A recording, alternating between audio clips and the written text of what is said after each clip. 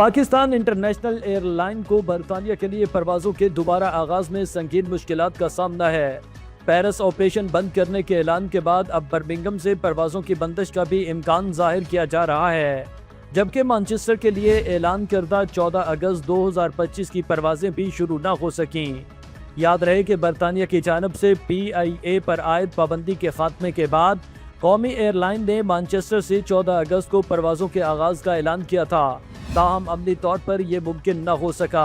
Air line کے باخبر ذرائع کا کہنا ہے کہ طیاروں کی کمی اور انتظامی مسائل اس تاخیر کی بنیادی وجوہات ہیں۔ PIA انتظامیہ کے مطابق صورتحال بہتر بنانے کے لیے اقدامات کیے جا رہے ہیں، تاہم فی الحال برطانیہ جانے والے مسافروں کو غیر یقینی حالات کا سامنا ہے۔ مزید ذرائع کا کہنا ہے کہ PIA میں بہتری کی امید اس کی نجکاری کے بعد ہی کی جا سکتی ہے۔ اس سلسلے میں 2 غیر ملکی کمپنیوں کو شارٹ لسٹ کیا جا چکا ہے اور امکان ظاہر کیا جا رہا ہے کہ نجکاری کا عمل دسمبر 2025 تک مکمل کر لیا جائے گا۔